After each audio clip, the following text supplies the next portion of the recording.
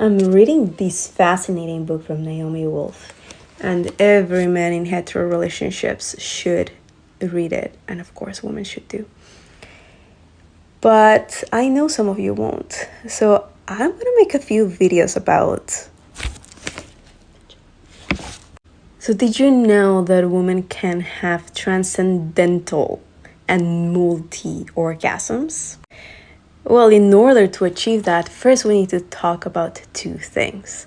Relaxation. Relaxation allows arousal, and safety. The amount of women that I have heard that have found safety in a partner and that have been able to transcend is encouraging. And Naomi talks about how safety actually shuts down parts of the brain, of the logic brain, behavioral brain, and activates the animal so we actually become wild. And in order for that, we need to feel safe that our partner is not going to judge us.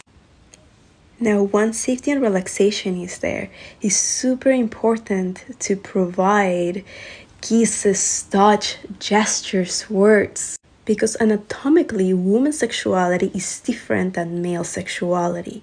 For male, anatomically, can be purely sexual. For a woman, we are wired by our nervous system to connect with our heart and our mind, and from there to our spirit. So sexuality for us is a whole experience. It is most likely to have amazing orgasms as a woman at the beginning of the relationship because the man is providing with all these gestures. Unfortunately for men, when the relationship is secure, they tend to drop all of these. Which means your woman can have a orgasm, but not a transcendental or multi-orgasms. So if you already provided safety, relaxation, beautiful words of affirmation, then you can observe if their autonomic nervous system is ready for you. You will know if your partner's autonomic nervous system is activated by their respiration, by their body movements, by their lubrication, heart rate increasing. If a woman's response is ignored, she can have intercourse or even climax, but she won't necessarily feel released, transported, full fear, or in love because only a superficial part of her capacity to respond has been made love to or engage. Let me read you a little bit more. But men who really want to understand their wives and girlfriends and make them existentially happy will simply need to understand the female nervous system and seek out a deeper understanding of life of the vagina. Such a man will need to become more tantric, more sensual and romantic in bed, but he will just as importantly need to be much more attentive to what the woman wants in her life at any given moment. He will need to totally forget whatever he thought worked with his past lover and learn from the very beginning, following her individual response. He will have to be far more inventive, creative, and attentive than the conventional mother of heterosexual sex scripts him to be.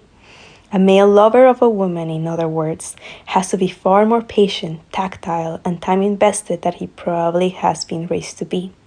He must become far more interested in her state of mind, her level of stress or relaxation, the skin of her whole body, a breath in her ear, heavier touch and lighter touch.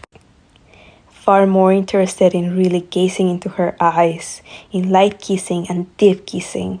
Far more interested in offering stroking and caresses to her that do not feel to the woman as if there is a goal-oriented agenda. He must stimulate sensitively and skillfully whether combination of the woman's clitoris, vagina, G-spot, labia, perineum, rectum, and mouth of the cervix really makes her happy.